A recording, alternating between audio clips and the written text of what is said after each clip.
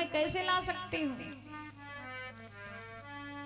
उषा ने कहा चाहे जैसे लाओ, लाना तुम्हें पड़ेगा, नहीं तो मैं जिंदा नहीं रहूंगी।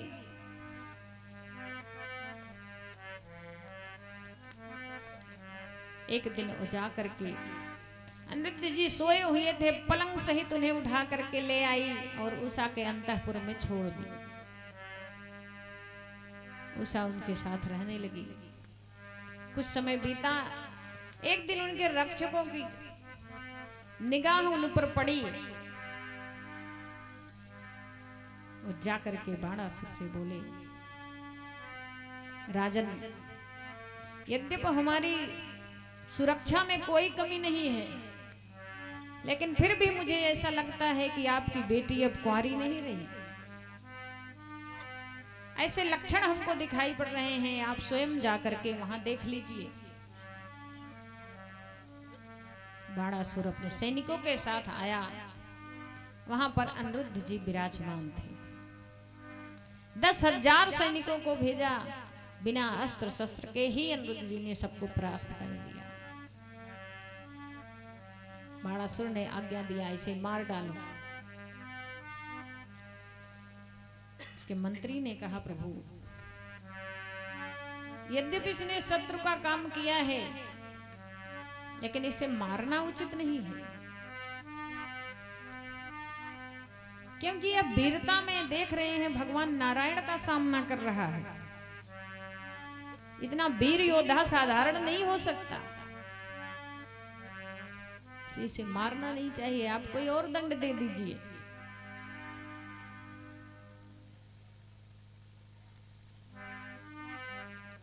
बाणासुर ने उसे ब्रह्मपाश में बांध करके जेल में डलवा दिया। इतना कष्ट मिलने के बाद भी अनिरुद्ध जी किसी से डर नहीं रहे थे, निडर होकर के सबसे बात कर। सैनिकों ने कहा, यदि तुम्हें जीवित रहना है, तुरंत हार मान लो, हाथ उठा लो, हम तुम्हें छोड़ देंगे, तुम चले जाना यहां से। अनिरुद्ध जी ने कहा, तुमने क्षत्रियों का धर्म नहीं जाना क्या?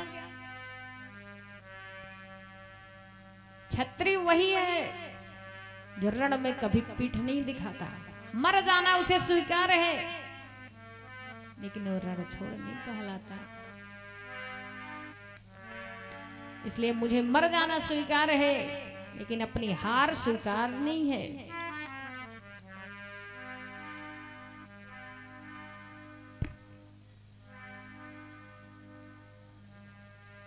सैनिकों ने देखा इसे तनिक सा भी डर नहीं है। यद्यपि विषैले नाग भगवान अनिरुद्ध जी को डस रहे थे, नागपाश में बंधे हुए थे, जब सारे सैनिक वहां से चले गए, अनिरुद्ध जी ने मां भगवती की आराधना की। मां दुर्गत न्यासिनी दुर्गा को पुकारा।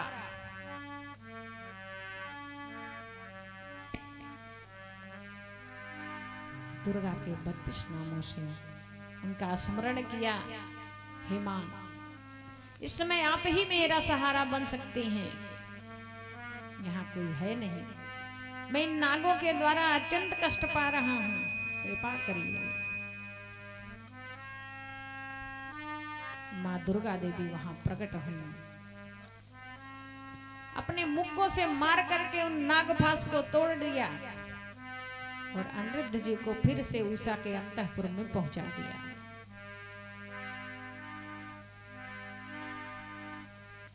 उसी समय नारद जी द्वारिका पहुंचे। यहाँ जब से अनिरुद्ध जी गायब हुए हैं, तब से उनकी माँ अन्न जल त्याग करके रो जा रही है। सब जगह पता लगाया गया, कहीं पता नहीं चला।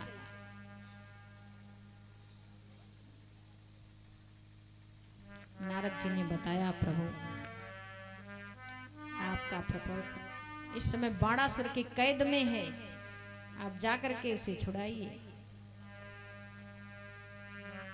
इतना सुनना था, सारी सेना तैयार हुई। भगवान श्री कृष्ण युद्ध के लिए सारी सेना लेकर के गरुड़ पर सवार हुए। सत्यभामा के साथ युद्ध करने के लिए आए। इधर बाणासुर को पता चला, उसका ध्वज टूट करके गिरा। उसे पता चल गया कि वो वीर आने वाला है। इसने भी युद्ध की तैयारी कर ली। यद्यपि बड़ी सुरक्षा थी, भगवान श्री कृष्ण ने सबको तोड़ करके बाणासुर के समक्ष प्रकट हुए। युद्ध प्रारंभ हो गया। बाणासुर की तरफ से भगवान शिव अपने गणों के साथ युद्ध करने के लिए भगवान श्री कृष्ण के सामने आए। भगवान श्री कृष्ण ने प्रणाम किया। प्रभु, आप युद्ध करने के लिए आए हैं। बोले, वासुदेव, ये बाणासुर मेरा भक्त है, मैंने इसे वचन दिया है, इसके नगर की रक्षा करना मेरा धर्म है, इसलिए मैं आपको रोकता हूं।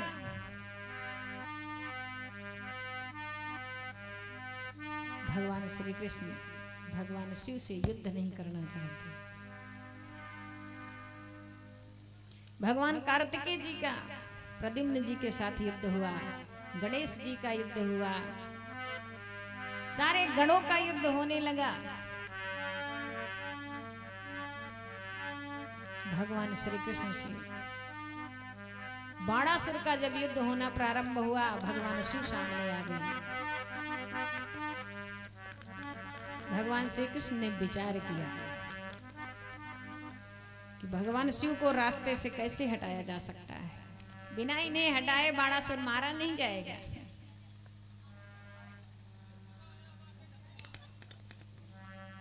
भगवान श्री कृष्ण ने जिह्वास्त्र छोड़ा, जिससे भगवान शिव को जम्हाई आने लगी। लगातार जम्हाई आने लगी तो भगवान शिव एक किनारे खड़े होकर के जम्हाई लेने लगे। भगवान श्री कृष्ण को मौका मिला, अपने धनुष पर बाण चढ़ाया और बाणासुर की भुजाएं काटने लगी।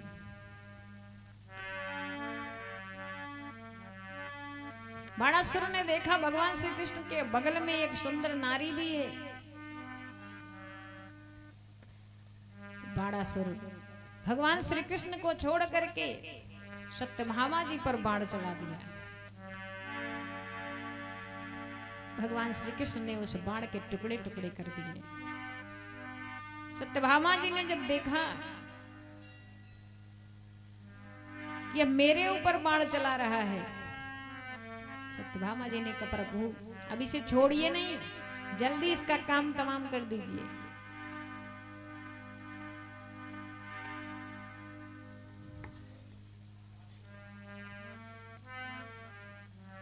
सारी भुजा कट करके गिर गई, 4 भुजाएं शेष बची।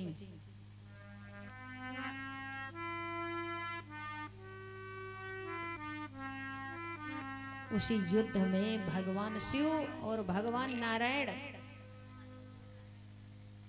दोनों तरफ से ज्वर छोड़े गए थे, जो बुखार आज सबको परेशान कर रहा है। भगवान शिव ने ज्वर छोड़ा, भगवान नारायण ने भी ज्वर छोड़ा। तो नारायण ज्वर से शिव ज्वर त्रस्त हुए, चिल्लाने लगे।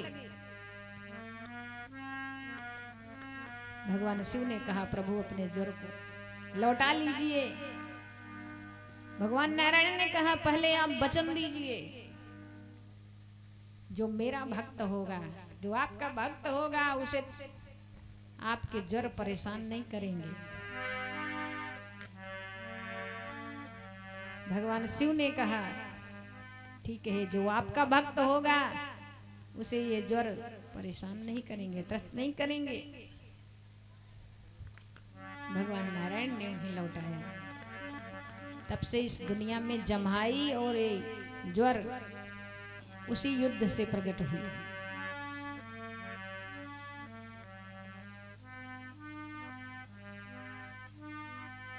फिर भगवान शिव ने कहा, प्रभु अब मैंने जो वचन दिया था वो पूर्ण हो चुका, अब आप बाणासुर को मारिए नहीं। ये भक्त है आपका, हमारा भी भक्त है, इसे मैंने भुजा काटने का श्राप दिया था, भुजा इसकी कट चुकी है, अब आप इसे नहीं मारना। भगवान श्री कृष्ण ने कहा प्रभु वैसे भी मैं इसे नहीं मारना चाहता, क्योंकि मैं राजा बलि को ये वचन दे चुका हूं कि तुम्हारे खानदान में मैं किसी को मौत नहीं दूंगा। इसलिए मैं इसे मारना ही नहीं चाहता। भगवान शिव ने भगवान श्री कृष्ण और बाणासुर की मित्रता कराई, युद्ध विराम हुआ। बाणासुर बड़ी प्रसन्नता के साथ अपनी बेटी को अनिरुद्ध जी के साथ बहुत सारा दान दहेज दे करके विदा कर दिया।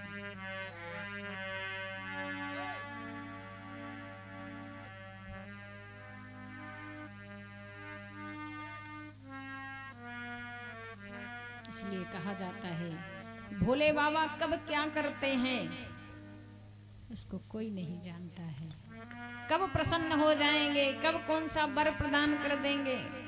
निराले देवता हैं।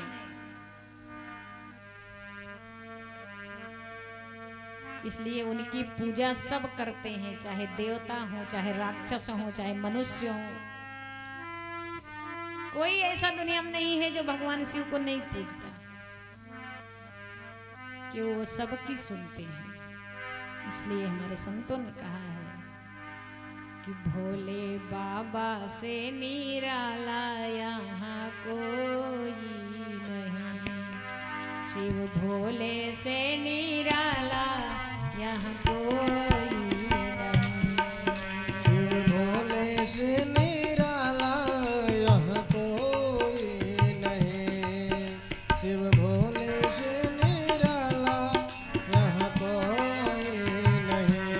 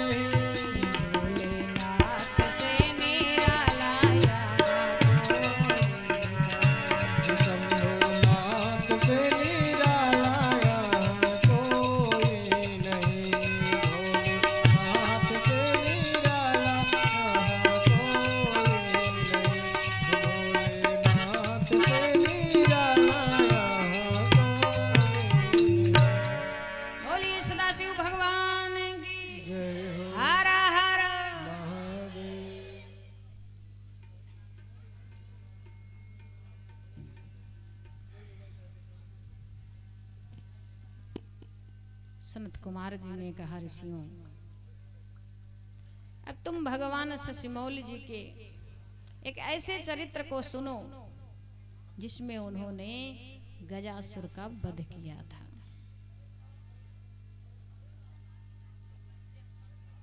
बोले गजासुर महिषासुर का पुत्र था।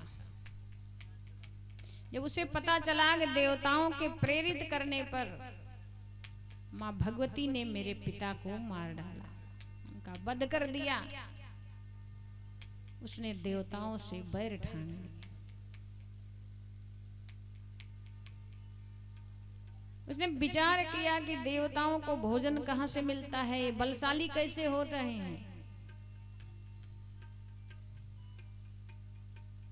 गुरुदेव ने बताया देवताओं का भोजन यज्ञ होता है, जब यज्ञ होता है तो इन्हें भोजन प्राप्त होता है, ये बलशाली हो जाते हैं। ये यज्ञ ब्राह्मण करते हैं। उसने मन में विचार किया कि धरती पर एक भी ब्राह्मण मैं रहने नहीं दूंगा, सबको मार डालूंगा, तो कोई ब्राह्मण बचेगा नहीं, यज्ञ होगा नहीं, फिर ये देवता अपने आप मर जाएंगे, इन्हें मारने की जरूरत नहीं पड़ेगी। ऐसा विचार करके गजासुर काशी पहुंचा, क्योंकि काशी ब्राह्मणों का प्रधान केंद्र है। काशी में पहुंचा,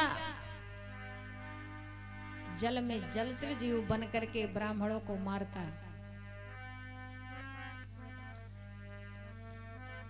और धरती पर थलचर जीव बन करके ब्राह्मणों को मारता। कभी संविदा लेते समय जानवर बन करके उनको खा जाता। जहां भी उसे ब्राह्मण मिलते वो सबको समाप्त करता। उसका एक ही काम था, अनेकों प्रकार के रूप धारण करता और ब्राह्मणों को मारता।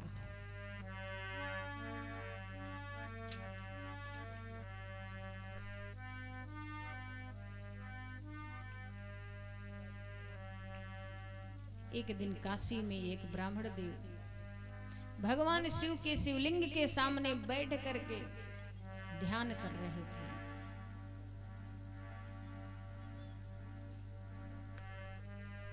उसी समय वो उस ब्राह्मण को खाने के लिए बाघ का रूप धारण करके पहुंचा।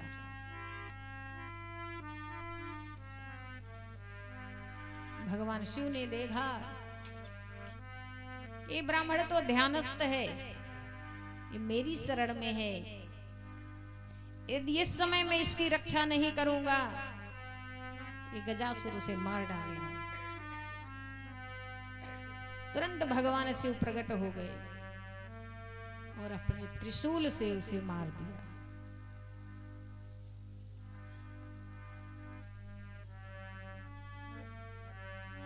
गजासुर मरते समय भगवान शिव का ध्यान किया।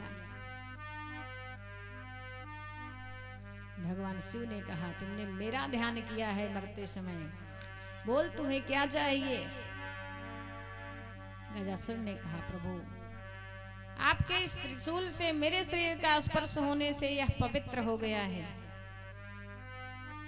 मेरे अंदर के विकार समाप्त हो गए, इसलिए इस गज चर्म को आप अपने उपयोग में ले लीजिए। और मेरी एक विनती है, आपका आज से एक नाम कृत्यवासा पड़ जाए।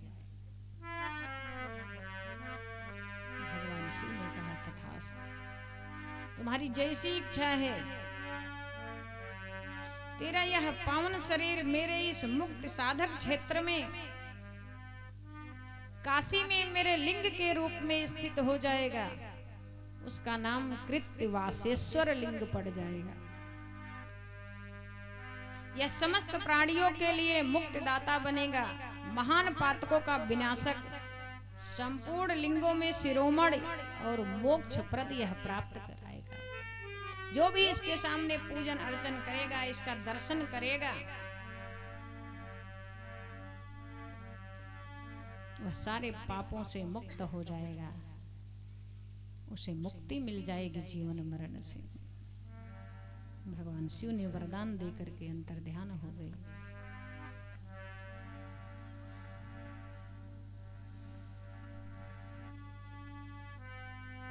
हैं एक और राक्षस था जिसका नाम था दुंदुभ निरहात।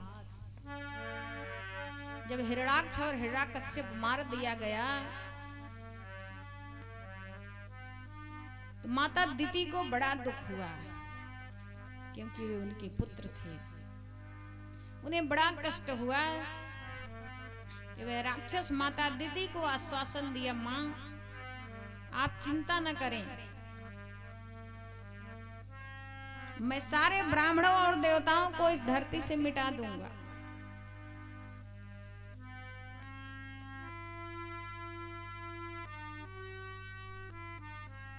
वह भी वाराणसी में गया, सभी ब्राह्मणों और देवताओं से बैर ठान करके ब्राह्मणों को मारने लगा। एक दिन एक ऋषि अपने पर्णकुटी में भगवान शिव का ध्यान कर रहे थे।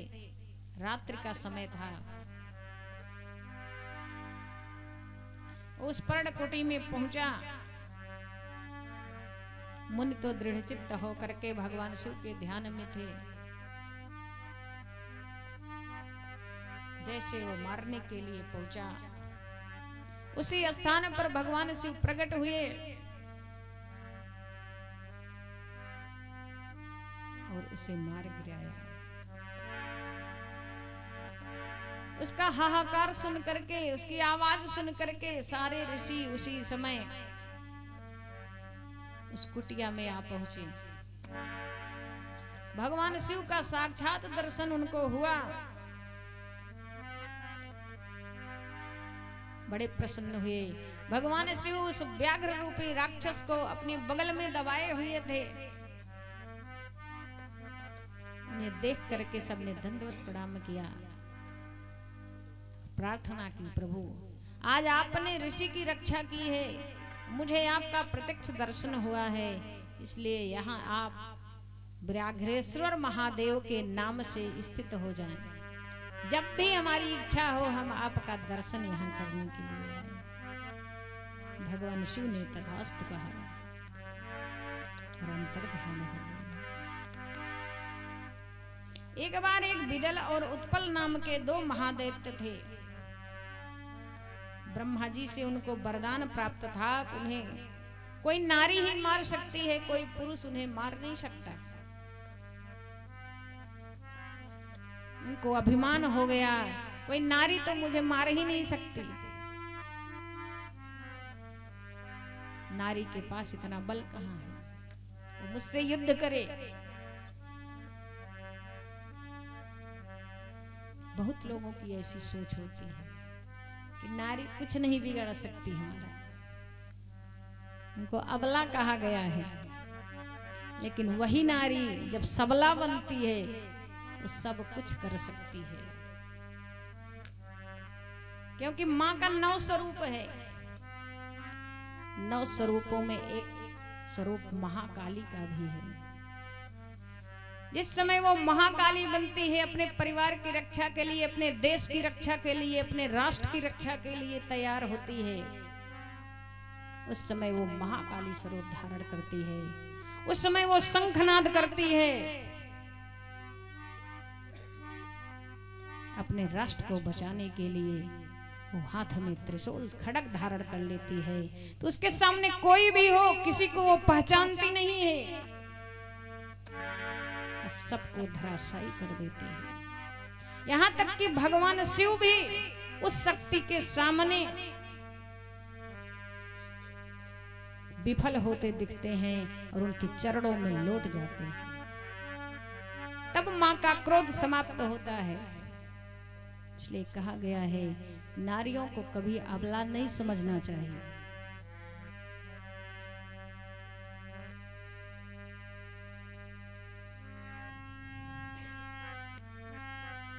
आपके भाग्य में कभी हो, आप देवी भागवत सुने हो या कभी सुन पाए, तो आपके 9 स्वरूपों के विषय में आपको पता चलेगा। माँ के 9 स्वरूप से ही संसार में सारी नारियों का प्रागट्य हुआ है और 9 ही प्रकार की नारी होती है संसार में। 9 स्वरूप नारियां धारण करती हैं। एक ही नारी 9 स्वरूप धारण करती है वृद्धावस्था से, जन्म से लेकर के वृद्धावस्था तक उसके 9 स्वरूप होते हैं। वही माँ ब्रह्मा भी है, विष्णु भी है और भगवान शिव भी है। क्योंकि जब वो जन्म देती है तो वो ब्रह्मा है, जब वो पालन करती है तो विष्णु है। जिस समय उसके बालक, उसके घर के लोग कहीं अनायास अत्याचार करते हैं, पाप करके आते हैं, बालक गलत रास्ते पर जाता है, उस समय वो शिव बन करके उन्हें डांटती है, फटकारती है, दंड देती है। उन्हें रास्ते पर लाने के लिए वो भगवान शिव भी बनती है। इसलिए नारियों के अंदर 3 स्वरूप होते हैं, उन्हें अबला नहीं मानना चाहिए, क्योंकि एक मर्यादा है इस संसार में जीने की, रहने की, परिवार में सामंजस्य बना के रहें। इस कारण नारियां आपको अबला दिखती हैं,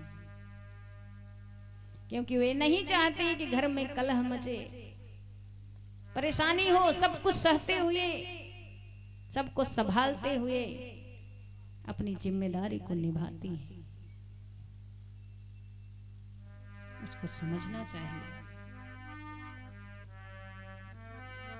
वे राक्षस ने समझा कि कोई नारी तो मुझे मार नहीं पाएगी।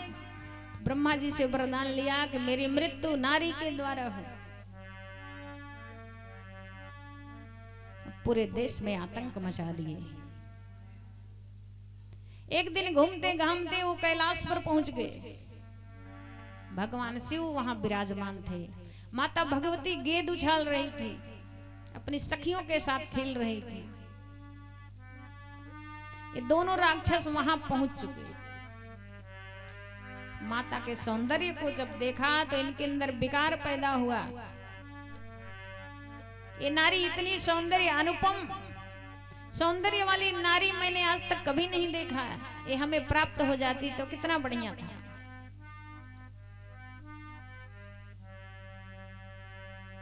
जिसके अंदर नारी को देख करके विकार पैदा हो जाए, वो इंसान नहीं, वो राक्षस है। उस नारी को देख करके आपके अंदर क्यों माँ का भाव नहीं पैदा होता? क्यों बहन का भाव नहीं पैदा होता? क्यों बेटी का भाव नहीं पैदा होता? क्या उसका एक ही स्वरूप है? उस भाव को भी आपके अंदर प्रकट होना चाहिए, तो आप देवत्व को प्राप्त होंगे। आप इंसान हैं, आप मानव कहलाने योग्य हैं। अन्यथा समझ जाइए आप क्या है।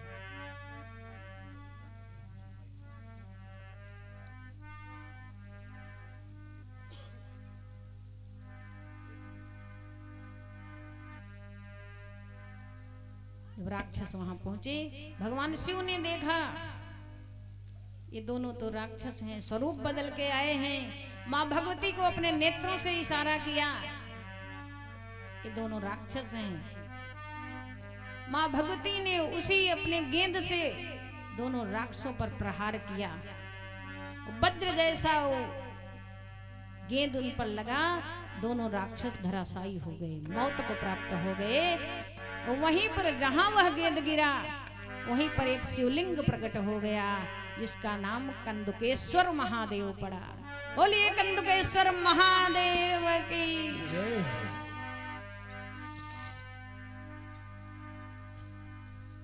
दीवान तेरा आया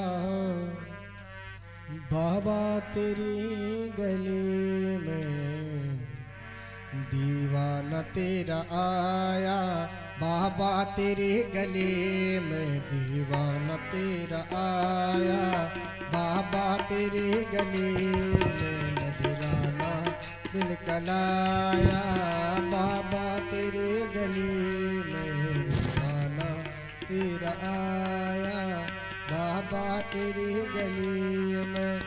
बाबा तेरी गली में, बाबा तेरी गली में, बाबा तेरी गली में, हाँ बाबा तेरी गली में दीवाना तेरा आया, बाबा तेरी गली में दीवाना तेरा आया, बाबा तेरी गली में दीवाना हो गया रे मस्ताना हो गया, मैं दीवाना हो गया रे मस्ताना हो गया, मैं तो शंभुनाथ तेरा दीवाना हो गया, मैं तो भोलेनाथ तेरा दीवाना हो गया, हो मैं दीवाना हो गया रे मस्ताना हो गया, मैं दीवाना हो गया रे मस्ताना हो गया, मैं तो भोले बाबा तेरा दीवाना हो गया, मैं तो भोले बाबा तेरा दीवाना हो गया, मैं दीवाना हो गया रे मस्ताना हो गया, मैं दीवाना हो गया रे मस्ताना हो गया,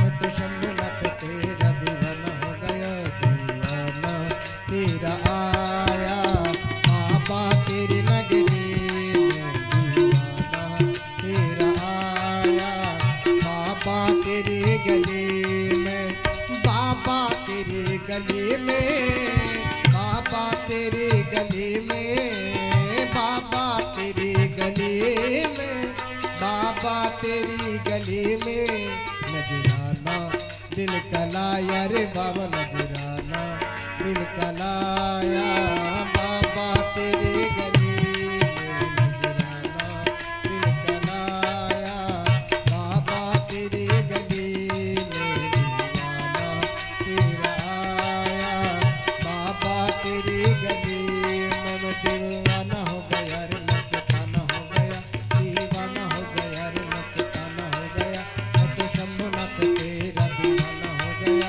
मैं तो भोलेनाथ तेरा दीवाना हो गया। बोलिए सदाशिव भगवान की जय हो हर हर। महादेव। इसके बाद सनत कुमार जी ने शिव जी के सद्योजात वामदेव, तत्पुरुष, अघोर और ईशान नामक 5 अवतारों का वर्णन किया। इसके बाद कहते हैं मुनीश्वरों, एक समय ब्रह्मा जी को जब भगवान शिव ने सृष्टि का कार्यभार सौंपा, ब्रह्मा जी सृष्टि किए, लेकिन सृष्टि का काम आगे नहीं बढ़ पा रहा था। ब्रह्मदेव को चिंता हुई, मेरे लाख प्रयास करने के बाद भी ये कार्य आगे नहीं बढ़ रहा है। उन्होंने तपस्या किया, भगवान शिव का ध्यान किया, तपस्या करने लगे। हजारों वर्षों तक तपस्या किया। भगवान शिव उनके सामने प्रकट हुए।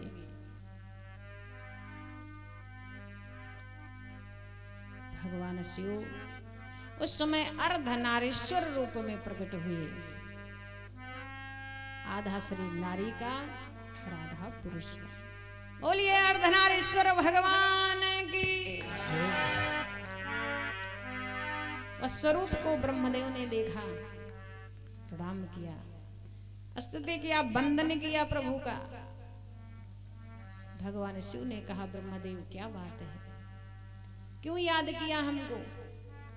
ब्रह्मदेव ने कहा, प्रभु आपने मुझे सृष्टि की आज्ञा दी है, लेकिन मेरी सृष्टि आगे बढ़ ही नहीं रही है।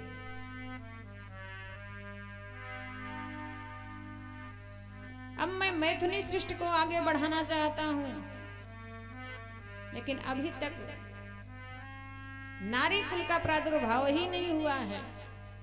किस तरह से ये सृष्टि आगे बढ़ेगी? आप कृपा करिए, आपसे कोई नारी आज तक प्रकट ही नहीं हुई। भगवान शिव ने अपने श्रीअंगों से माता भगवती को अलग कर दिया। सुंदर स्वरूप में मां शिवा, मां भगवती प्रकट हो गई। उनको देख करके ब्रह्मा जी ने उनकी स्तुति की, हे मां, बिना तेरी कृपा के ये सृष्टि आगे नहीं बढ़ सकती है। मुझ पर कृपा करो, दया करो मां, क्योंकि अभी तक तुमसे कोई नारी प्रकट ही नहीं हुई। जब तक नारी नहीं होगी तब तक सृष्टि आगे नहीं बढ़ेगी। जगत जननी की प्रार्थना की। माता ने अपने से एक सुंदर नारी को प्रकट किया।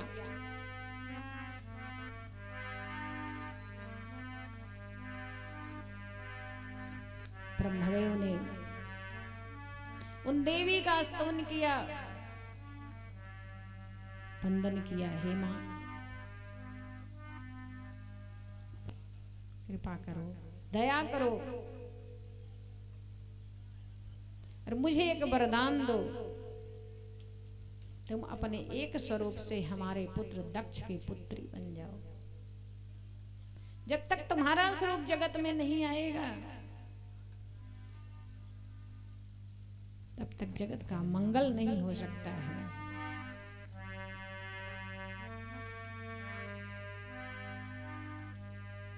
मां खड़ी खड़ी मुस्कुरा रही थी। भगवान शिव ने इशारा किया, देवी ब्रह्मदेव की स्तुति पर ध्यान दो।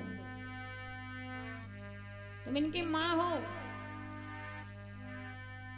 मां ही पुत्र का कल्याण कर सकती है। मां से बड़ा दयावान कोई नहीं है।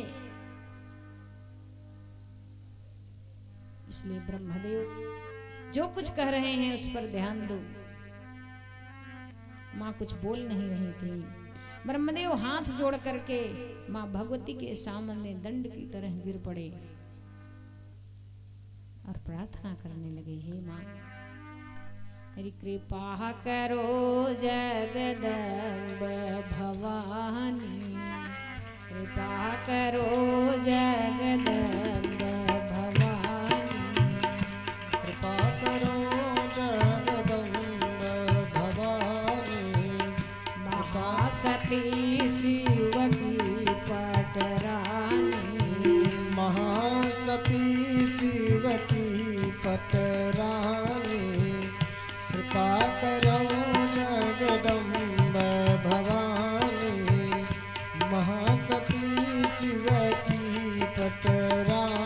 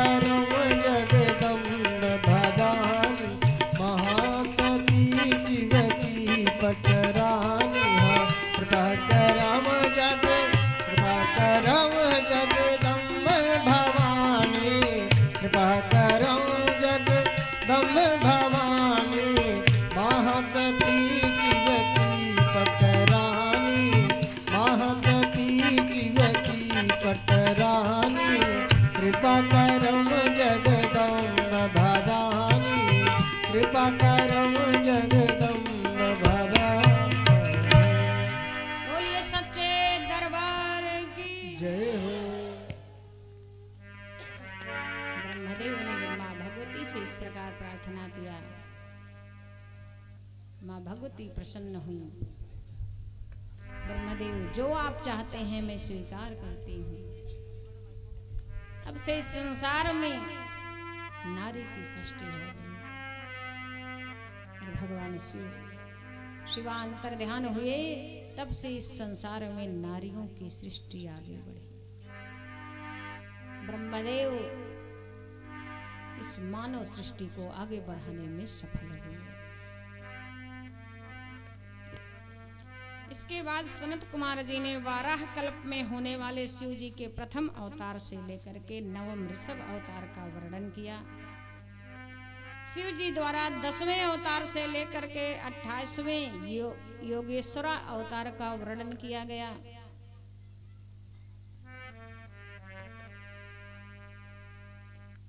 इसके बाद नारद जी ने कहा, प्रभु मैं नंदीश्वर अवतार की कथा को विस्तार से सुनना चाहता हूँ।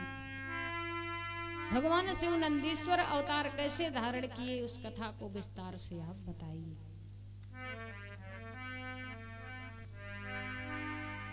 सनत कुमार जी ने कहा, यहां तक भगवान शिव ने 42 अवतार ले लिया था। 43वां अवतार नंदीश्वर अवतार था।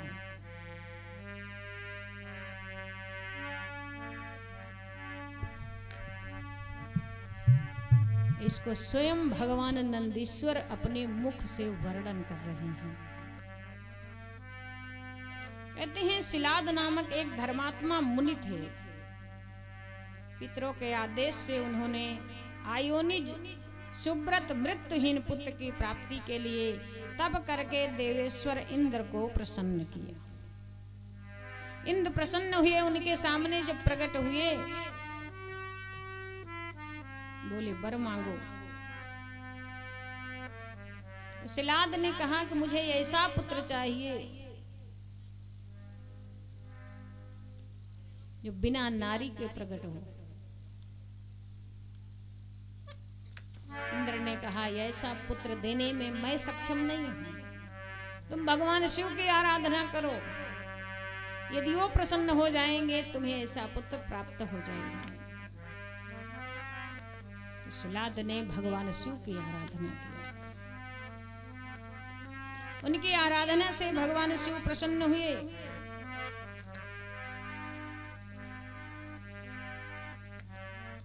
और बोले, तुम्हें क्या चाहिए? शिलाद ने कहा, प्रभु मुझे आपके समान पुत्र चाहिए जो नारी के द्वारा न पैदा हुआ। भगवान शिव ने कहा, ठीक है। देवताओं ने मेरे अवतार धारण करने के लिए बड़ी तपस्या किया है, इसलिए मुने, यद्यपि मैं सारे जगत का पिता हूं, फिर भी तुम मेरे पिता बनोगे। ऐसा मैं वचन देता हूं तुम्हें। उस समय मेरा नाम नंदी होगा। लेकिन कुछ समय बीत जाने के बाद मेरे पिता शिलाद यज्ञ करने के लिए भूमि जोत रहे थे।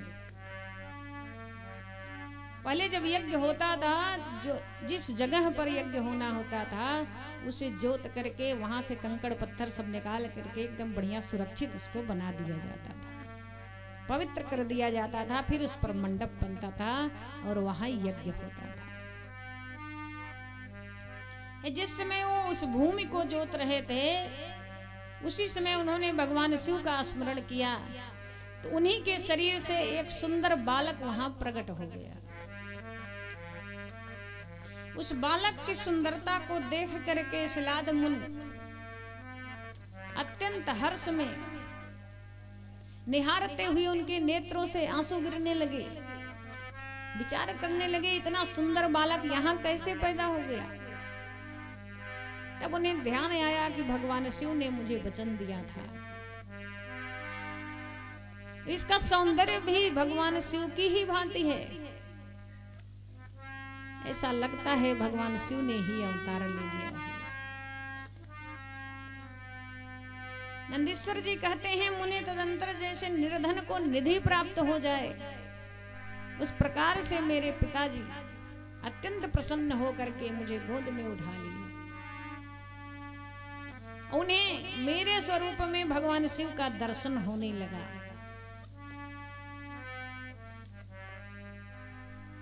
का दर्शन करके बड़े प्रसन्न हुए। मुझे लेकर के अपनी कुटिया में आए तो मैं वह स्वरूप त्याग दिया और मानव रूप में उनकी कुटिया में आया। काफी समय व्यतीत हुआ, मेरे जात कर्म इत्यादि संस्कार हुए। मैं 7 वर्ष का हो गया। एक दिन मित्र और वरुण दोनों ऋषि उस आश्रम पर आए। उन्होंने मुझे देखा, बोले सिलाद मुनि, ये आपका पुत्र तो बड़ा भक्त है, बड़ा भाग्यशाली है, लेकिन इसमें एक ही कमी दिख रही है, इसकी आयु बहुत कम है। इतना कह करके मित्रा वरुण तो चले गए, लेकिन मेरे पिता फूट फूट कर रोने लगे।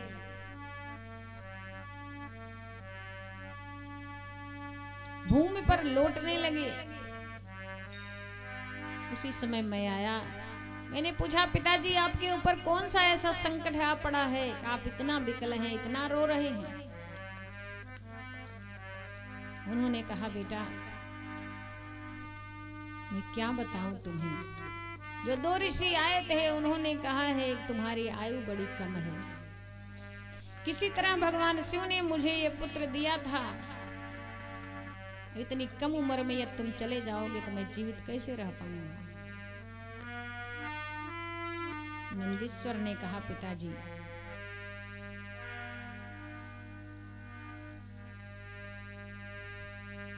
मैं मर नहीं सकता, तुम रो नहीं, इतना परेशान मत हो। मैं ऐसी तपस्या करूंगा कि मृत्यु को भी जीत लूंगा, यमराज भी मेरा कुछ नहीं बिगाड़ पाएगा। बोले, आप मुझे आज्ञा दे दो, मैं जाकर के तपस्या करूं। पिता ने आज्ञा दिया। वन में जाकर के वह पुत्र तपस्या करने लगा।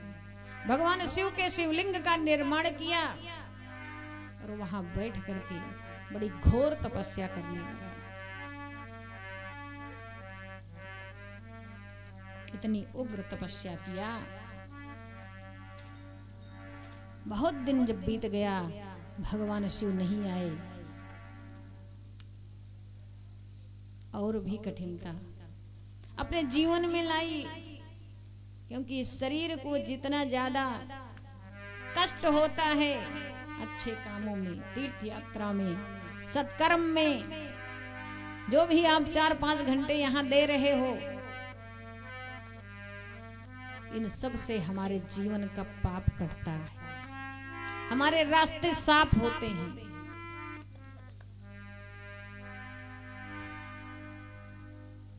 उस बालक ने भगवान शिव का ध्यान किया, हे प्रभु बहुत दिन हो गए, अब तो दर्शन दे दो, कृपा कर दो मेरे ऊपर, मेरे पिता बड़े दुखी हैं।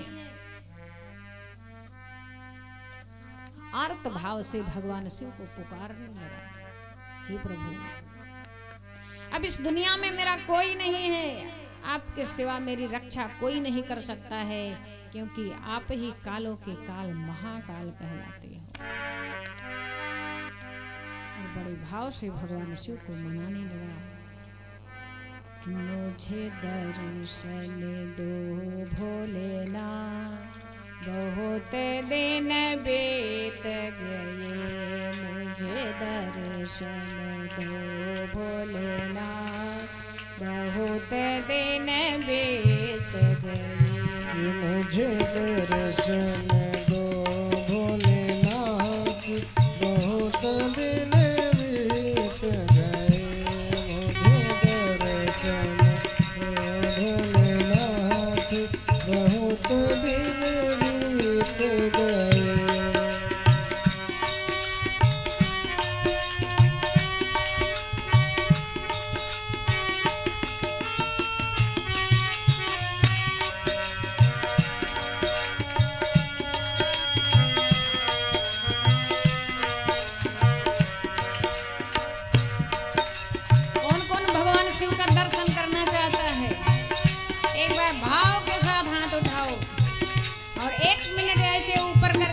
बजाते हुए भगवान से स्तुति करो, याद करो प्रभु को।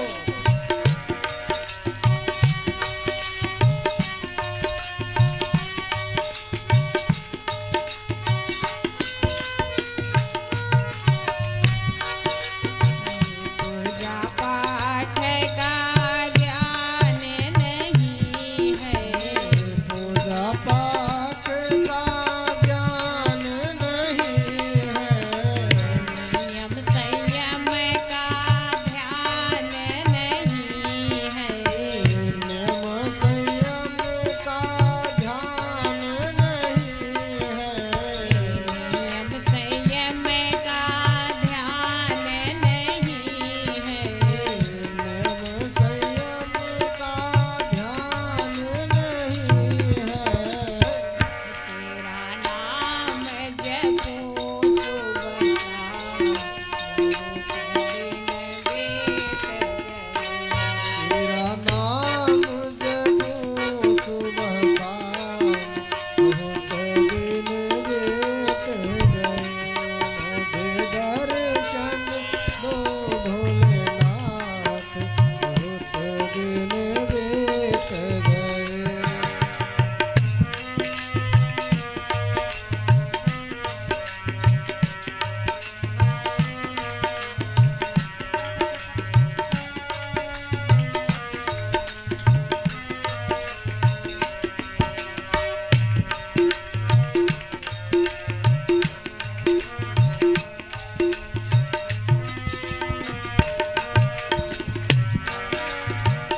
तुम हो दाता हम हैं भिखारी, तुम हो दाता हम हैं भिखारी, मेरे ठाकुर मैं हूँ पुजारी, तुम मेरे ठाकुर मैं हूँ पुजारी, हो दाता हम हैं भिखारी, तुम हो दाता हम हैं भिखारी, तुम हो ठाकुर हम हैं पुजारी, तुम हो ठाकुर हम हैं पुजारी, मुझे शरण मिलो भगवान, बहुत दिन बीत गए, मुझे शरण मिलो भगवान, बहुत दिन बीत गए, मुझे दर्शन दो भोलेनाथ, बहुत दिन बीत गए।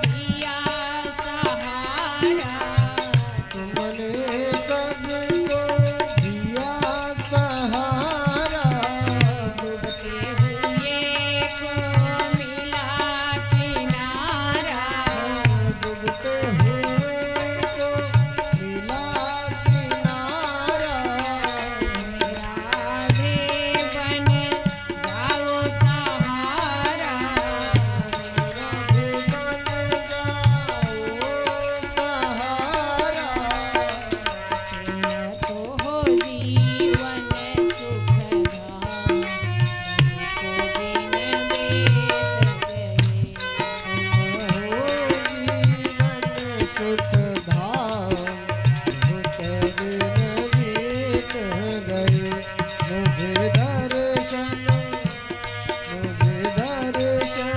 दो भोलेनाथ, बहुत दिन बीत गई।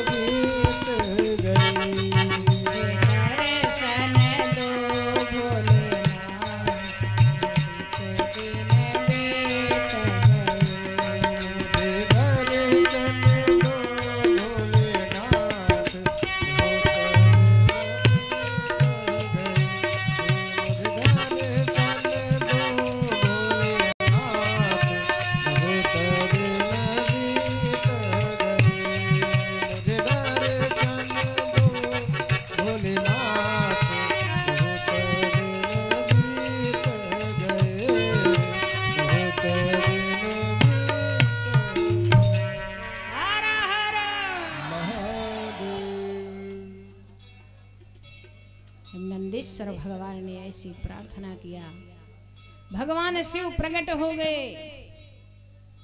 चिलाद नंदन, तुम्हें क्या चाहिए? मैं तुम्हारी तपस्या से अत्यंत प्रसन्न हूं। तुम्हारे मन में जो भी अभीष्ट हो उसे मुझसे मांग लो, मैं देने के लिए तैयार हूं। महादेव जी जब यूं बोले, नंदी उस भगवान शिव के चरणों में लौट गए।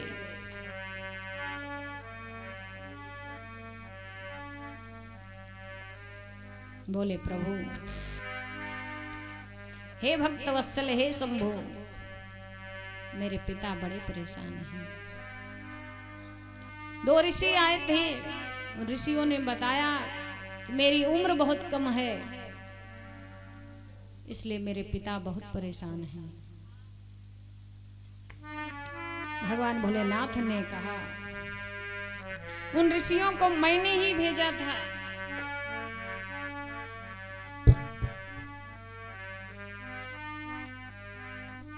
तुम्हें मृत्यु का भय कहां है? तुम तो मेरे अवतार हो, मैं अजर अमर हूं।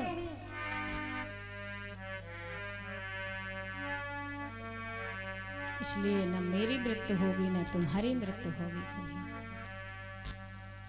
तुम दुखी मत हो, तुम तो मेरे अंश हो, मेरे समान हो, इसमें तनिक भी संशय नहीं है। तुम मेरे समान बलशाली हो जाओगे। पूरी दुनिया में कोई तुम्हें जीत नहीं पाएगा। तुम जरा और मृत्यु से सदैव बचे रहोगे, उनका प्रभाव तुम पर नहीं पड़ेगा। और तुम्हारे पिता, तुम्हारे प्रपिता जो भी हैं, सब हमारे भक्त हो जाएंगे, सब हमारे गण बन के रहेंगे। इतना कह करके भगवान शिव ने अपने हाथों से, अपने गले से कमल की माला उतारी और नंदीश्वर को पहना दिया। नंदी ने कहा, जैसे वो माला मेरे गले में पड़ी, तुरंत मैं भगवान शिव के स्वरूप का दिखने लगा।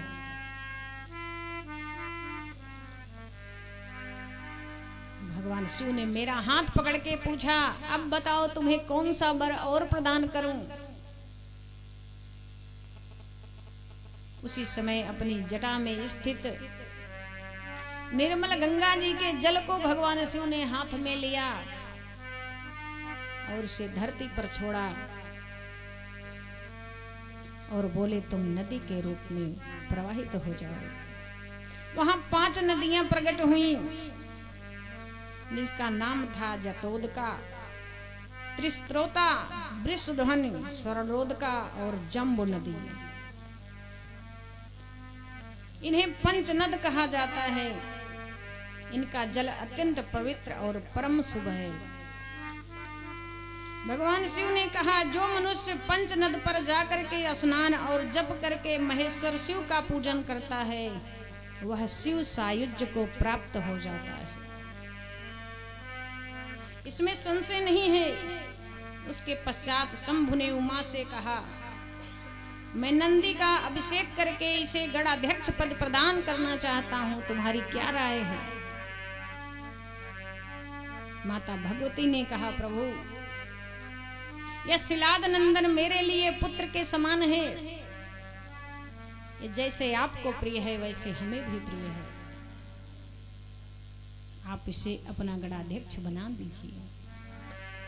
भगवान शिव अपने सभी गणों को बुला करके नंदीश्वर को अधिपति पद प्रदान किया और उनका अभिषेक किया और बोले, आज से ये नंदीश्वर तुम लोगों के स्वामी होंगे। तुम सभी लोग इनकी आज्ञा से काम करना, इनकी आज्ञा में रह करके ही सेवा करना। उसके पश्चात मर्तों की मनोहारिणी दिव्य कन्या सुयसा के साथ नंदीश्वर जी का विवाह करवा दिया। विवाह करके पत्नी के साथ शंभु, शिवा, ब्रह्मा और श्री हरि के चरणों में नंदीश्वर भगवान ने प्रणाम किया।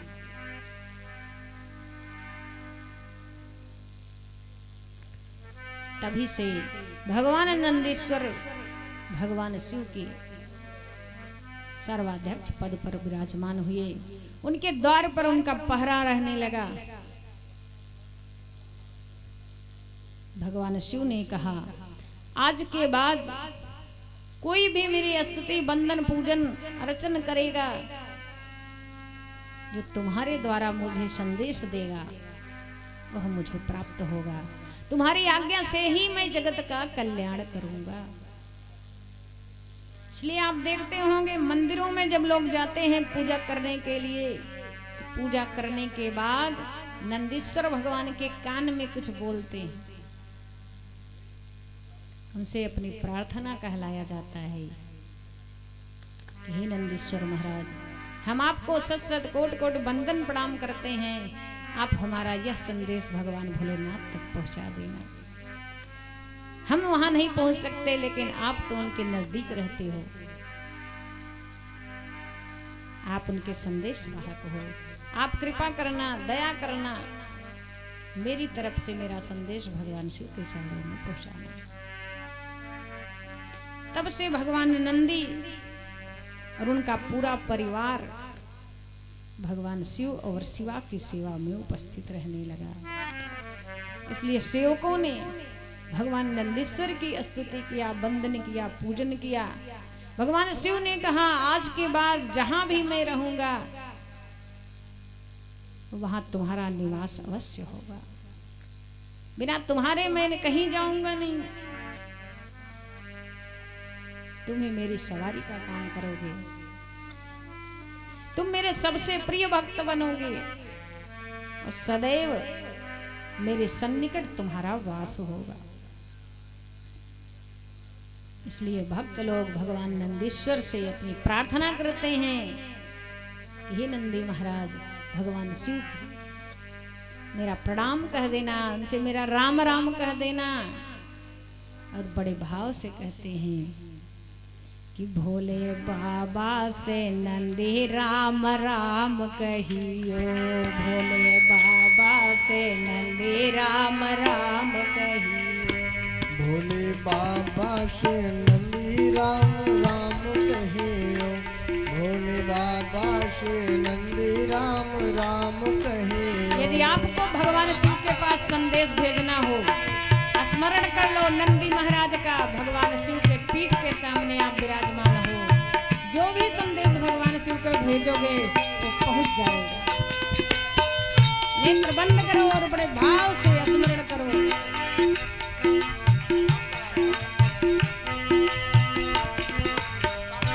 भोले बाबा से नंदी राम राम कहियो, भोले बाबा से नंदी राम राम कहियो,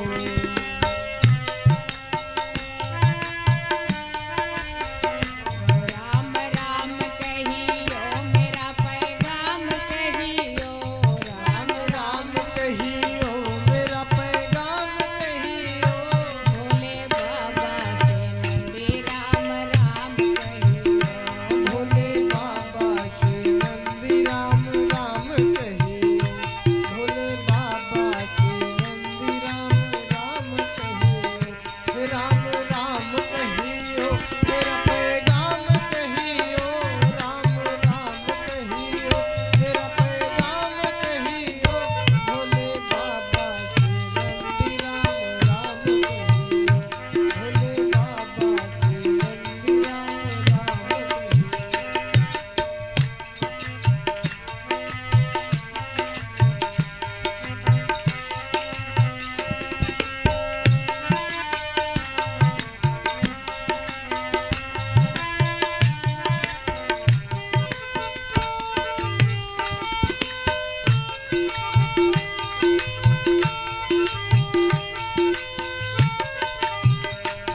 तो कहना क्या है?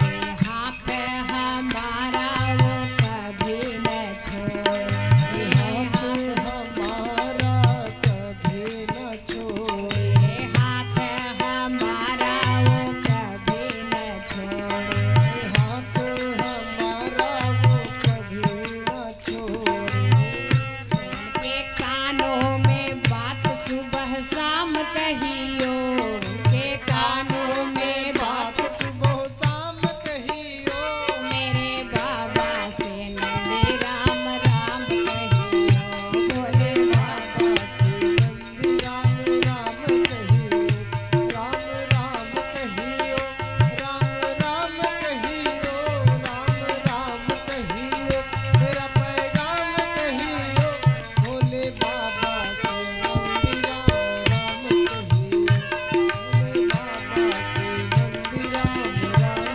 कहियो।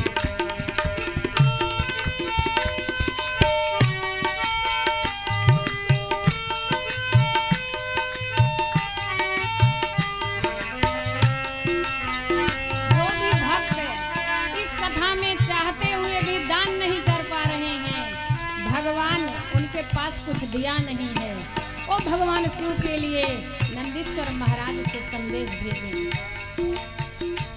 सत्य हो तभी भेजना, झूठ मत बोलना। यहाँ ये भगवान का दरबार है, आप उनके सन्मुख हो, सोच विचार के जो आपको जरूरत हो वही बोलना।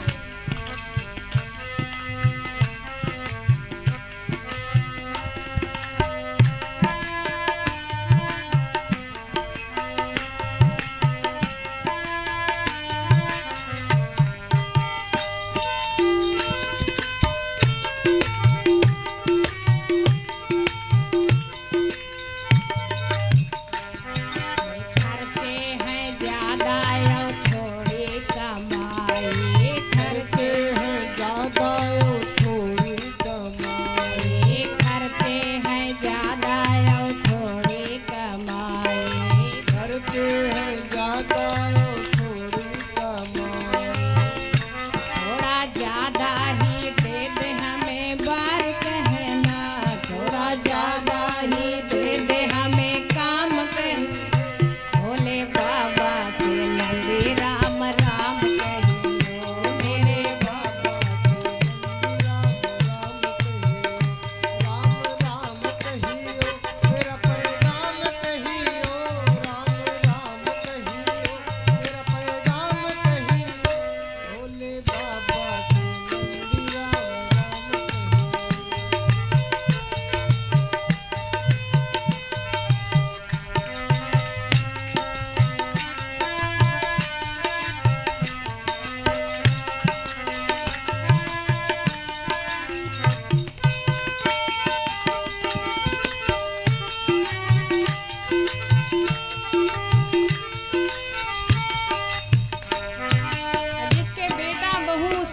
बात न मानते हो, पट्टी ना हो, घर में क्लेश रहता हो, वो भगवान नंदी से अपना संदेश भेजे।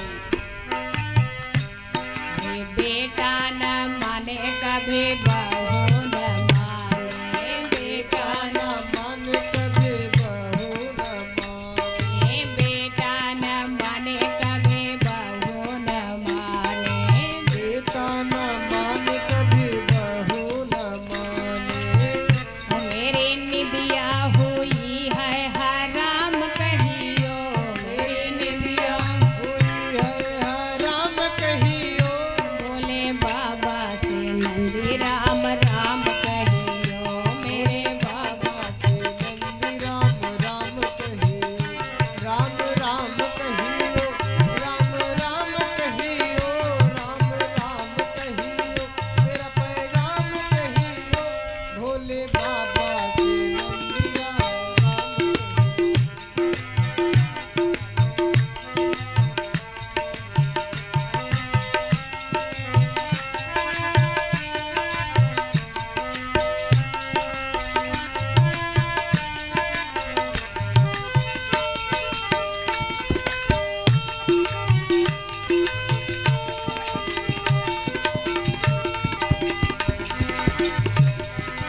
और सबसे लास्ट में बाबा के पास संदेश भेजे, हे बाबा अब तो हमें बस तेरा ही सहारा, अब तो हमें तेरा सहारा, हम तो हमें बस तेरा ही सहारा, हमको हमें बस अब तेरा ही सहारा।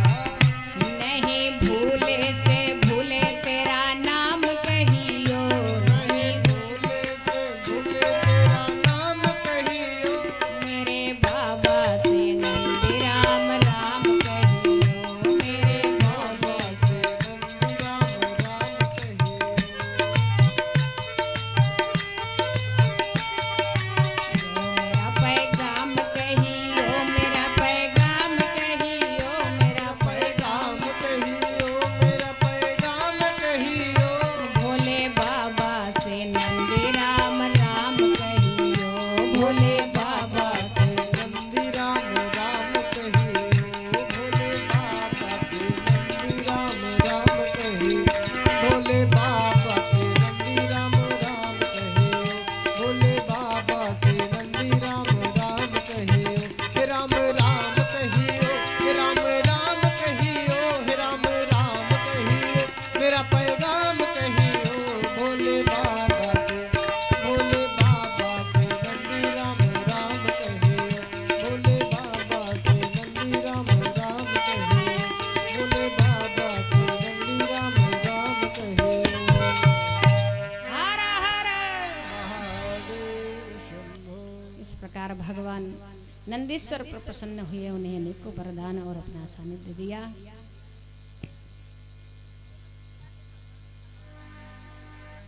आगे ऋषियों ने पूछा, प्रभु मैंने सुना है कि भगवान शिव विश्वानर मुनि के घर एक बार अवतीर्ण हुए थे। उस समय शशिमौली के उस चरित्र को तुम प्रेम पूर्वक मुझे सुना दीजिए। उस अवतार में भगवान शिव ने क्या किया, किस तरह से उन मुनि के घर में वे अवतार लिए। सनत कुमार जी ने कहा कि पूर्व काल की बात है, नर्मदा के रमणीय तट पर नरमपुर नाम का एक नगर था। उस नगर में विश्वानर नाम के एक मुनि निवास करते थे। उनका जन्म सांडिल्य गोत्र में उत्पन्न हुए थे। वो पुण्यात्मा और शिव भक्त थे। उन्होंने सुचिस्मती नाम की एक सदगुणी कन्या से विवाह किया। ब्राह्मणोचित व्यवहार करते हुए अपना जीवन यापन करते थे। एक दिन उनकी पत्नी ने उनसे याचना की, प्रभु मैं आपके साथ नारी सुलभ जितने सुख होते हैं सब हमने प्राप्त कर लिया, लेकिन एक मेरी इच्छा अभी बाकी है। यदि आप कृपा कर दें, जो नारी के लिए सौभाग्य की बात है तो पूर्ण हो जाए। विश्वानर जी ने कहा, क्या चाहिए तुमको? बोले मुझे महेश्वर सरीखा पुत्र चाहिए जो भगवान शिव की तरह हो। विश्वामित्र जी चिंतित हो गए, मेरी पत्नी को यह क्या हो गया, ये भगवान शिव के जैसा पुत्र चाहती है। हो न हो भगवान शिव ही इससे कहलवा रहे हैं, लेकिन मेरे पास वो क्षमता तो है नहीं, मैं भगवान शिव को पुत्र रूप में प्राप्त कर सकूं, क्या करूं। विचार किया, विचार करके काशीपुरी पहुंचे, भगवान विश्वनाथ का दर्शन किया, गंगा जी में स्नान किया, काल भैरव का दर्शन किया, और थोड़ी दूर पर एक शिवलिंग का निर्माण किया।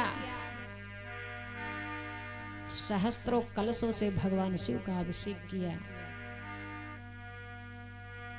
नित्य पूजा आराधना करते,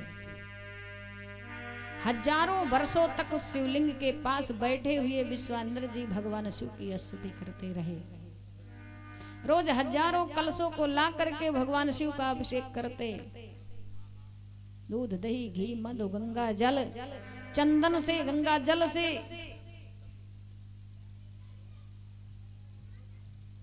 त्रिकाल संध्या करते हुए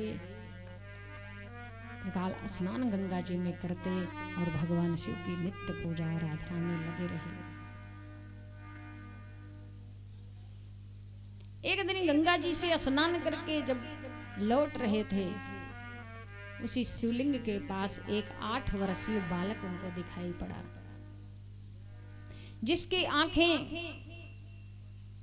एकदम लंबी लंबी, जहां तक भौहें थे वहां तक पहुंची हुई थी, अद्वितीय सौंदर्य, सिर पर जटाएं, अंग में भभूति लगी हुई, मुस्कुराता हुआ वह बालक उनकी तरफ देख रहा था। कुछ स्तुति पाठ ऐसे कर रहा था तो स्पष्ट सुनाई नहीं पड़ रहा था। विश्वामित्र जी ने जब देखा इनके अनुपम सौंदर्य को, उन्हें आभास हुआ थे भगवान शिव के अलावा कोई दूसरा नहीं है, यही बाल स्वरूप में मुझ पर कृपा करने के लिए प्रकट हुए हैं, और उनकी स्तुति करने लगे। हे प्रभु, मैं आपकी शरण में हूं। हे भगवान, हे प्रभु, इस दुनिया में जो कुछ भी है सब आपसे ही है, आप ही सब में समाये हुए हो। कंकड़ कंकड़ में शंकर हमको दिख रहा है। हे महेश्वर, जल में जो शीतलता है, अग्नि में जो दाहकता है, सूर्य में जो गर्मी है, चंद्रमा में जो आहतकारिता, पुष्प में जो गंध है, दूध में जो घी वर्तमान है, यह सब आपके ही कारण है। आप कानन रहित होकर शब्द सुनते हो, नासिका विहीन होकर के सब चीज का सुगंध लेते हो, वाणी विहीन होकर के बड़े निपुण वक्ता हो। इसलिए बाबा ने लिखा है, आप मानस में पढ़े हैं कि बिनु पग चलई सोनई बिनु काना, कर बिनु करम करई विधि नाना। बिन पग चलई काना, रहे विधि नाना। हे आनन रहित सकल रस भोगे, बिनु बानी बखता बड़ जोगे। बगमाए बखता बड़ जोगे, बगमाए बखता बड़ जोगे। बिनु बानी बखता बड़ जोगे।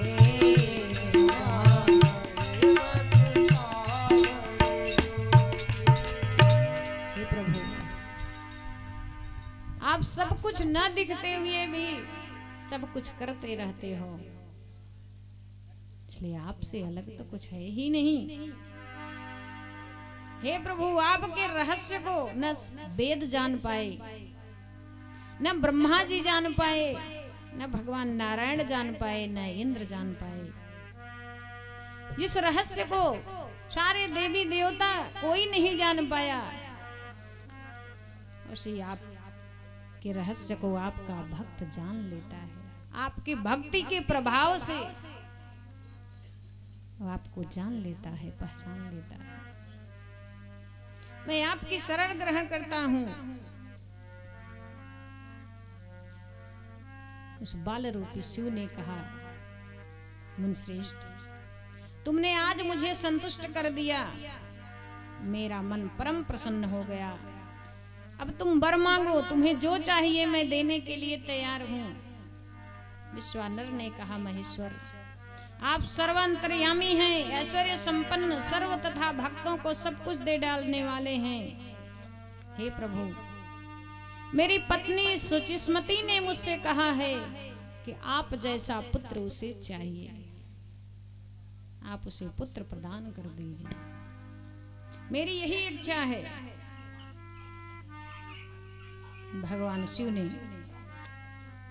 वरदान दिया, विश्वानर, थोड़े समय के बाद मैं ही तुम्हारे यहाँ पुत्र रूप में अवतीर्ण होऊंगा। उस समय मेरा नाम गृहपति होगा।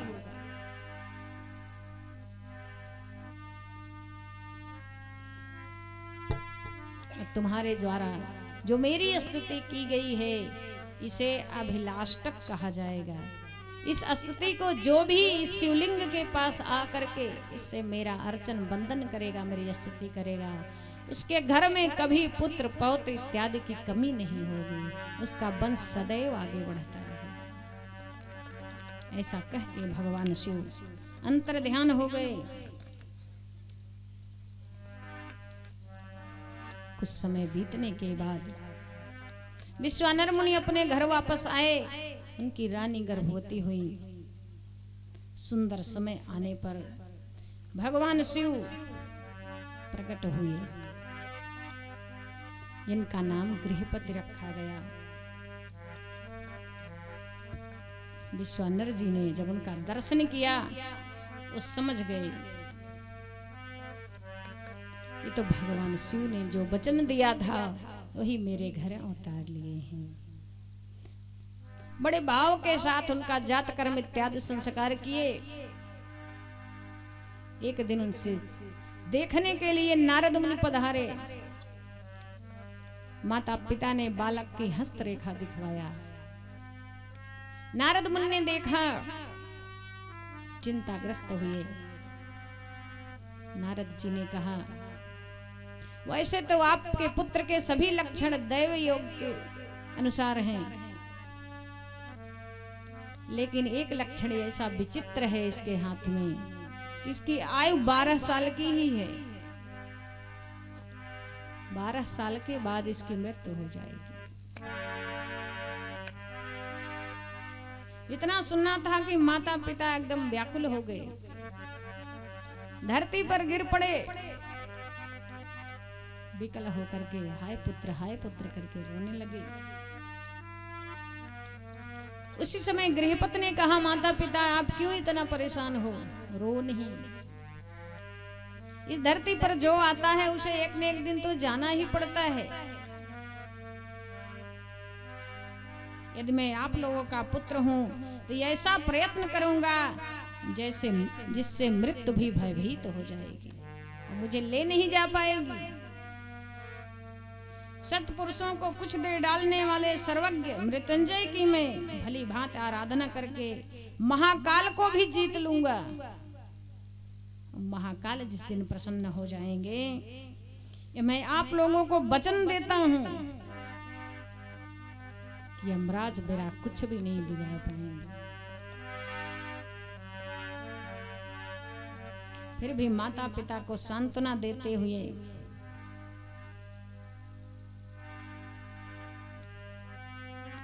ले आप लोग मुझे आज्ञा दे दो, मैं जाकर के भगवान शिव की नगरी में तपस्या करूंगा।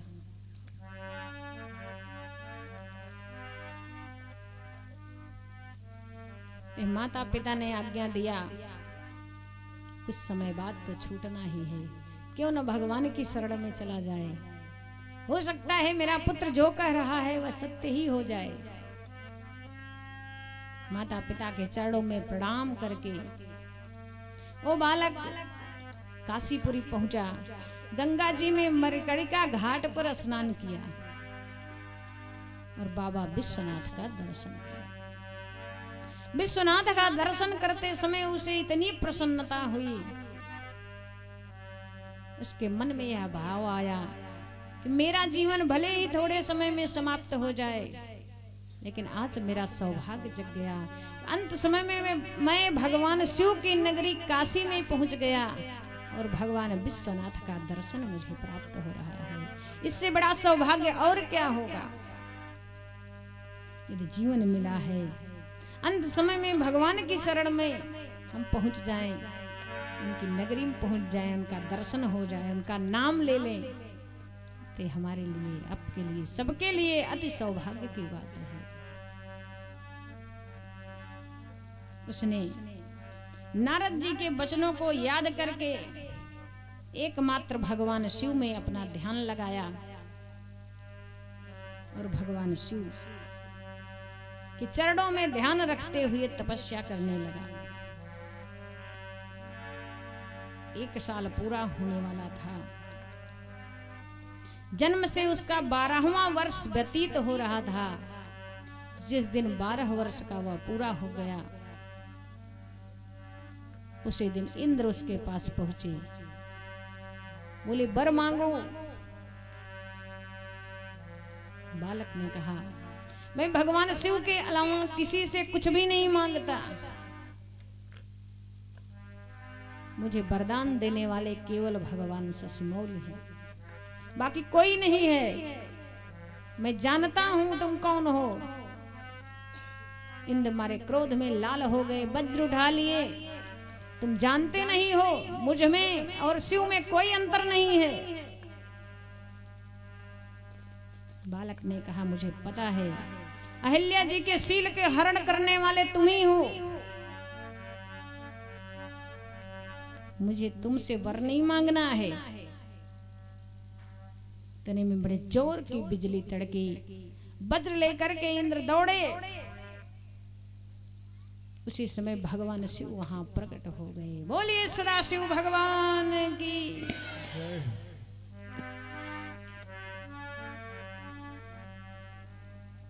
बोले पुत्र वर मांग। भगवान शिव की आवाज जब सुनी, गृहपति ने अपने नेत्र खोले, भगवान शिव का दर्शन किया। उनके चरणों में दंड की भांति गिर पड़े। हर्ष के मारे उनके नेत्रों से आंसू गिरने लगे। गला रुध गया, शरीर रोमांचित हो उठा। क्षण भर तक अपने आप को भूल गए, कुछ बोले ही नहीं पा रहे थे। पर्वत की भांत निश्चल हो करके खड़े हो गए। भगवान शिव ने कहा, जान पड़ता है तुम वज्रधारी इंद्र के वज्र से डर गए हो। इंद्र वह कोई दूसरा नहीं था पुत्र, मैं ही इंद्र का स्वरूप धारण करके तुम्हारी परीक्षा लेने आया था।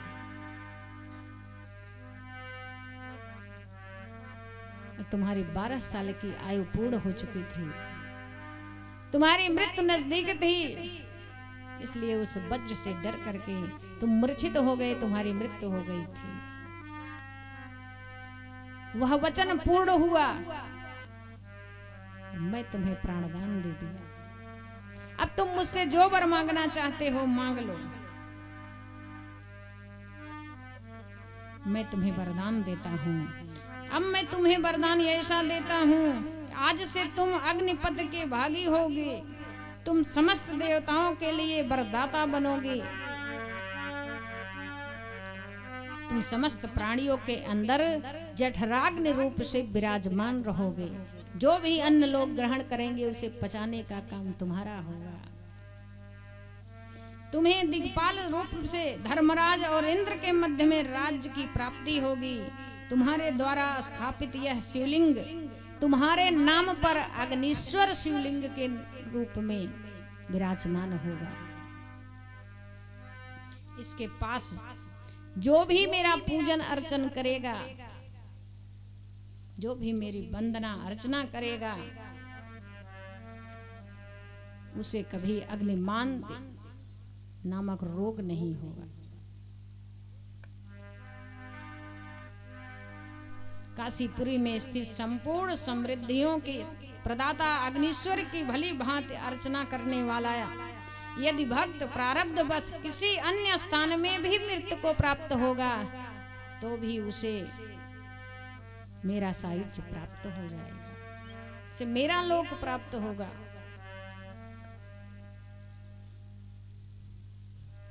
और उन्हें दिग्पति पद पर अभिषेक कर दिया भगवान शिव ने। बोले आज के बाद तुम कभी भी नहीं मरोगे, तुम मेरे अंश हो, तुम अजर अमर बन जाओगे। भगवान शिव ने उन्हें वरदान दिया। इसलिए अग्निदेव जब तक हमारे अंदर जठराग्नि हमारी काम करती है तभी तक हम जो कुछ खाते पीते हैं वो सुचारू रूप से पचता है, अन्यथा हम परेशान होते हैं। और बिना अग्नि के देवताओं को भी भोजन नहीं मिलता। जो कुछ अग्नि में हम यज्ञ करते हैं उसी से देवताओं को भोजन मिलता है, उसी से बादल बनते हैं और बारिश होती है, हमारे खेतों में फसल प्रकट होती है। जो एक एक दाना हम यज्ञ में डालते हैं उसको 100 गुना करके भगवान हमें वापस करते हैं। इसलिए इस धरती पर रहने वाले सभी प्राणियों के लिए यज्ञ करना अति आवश्यक बताया गया है। जो भी इस धरती का अन्न खाता है सबके लिए यज्ञ करना अति आवश्यक है। इसके बाद शिव जी के महाकाल आज 10 अवतारों का तथा 11 रुद्र अवतारों का वर्णन किया गया। शिव जी के दुर्वासा अवतार तथा हनुमत अवतार का वर्णन किए सनत कुमार जी।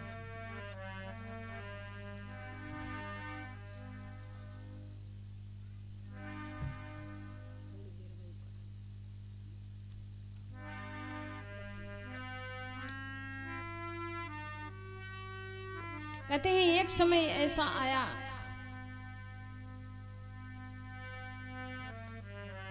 जब दुनिया में सब अधर्मी हो गए।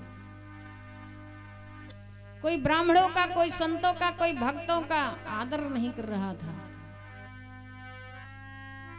कोई यज्ञ हवन नहीं कर रहा था, कोई किसी की बात का विश्वास नहीं कर रहा था। भगवान शिव ने विचार किया यदि ऐसा ही रहा ये दुनिया के रहने वाले लोग सब मनुष्य होते हुए भी राक्षस हो जाएंगे। इसलिए जब विचार बदल जाए, व्यवहार बदल जाए, कोई भगवान को न माने, कथा को न माने, संत को न माने, ब्राह्मणों को न माने, टीका टिप्पणी उठने लगे, निंदा करने लगे लोग भगवान की, हमारे सदग्रंथों की, हमारे सनातन धर्म की।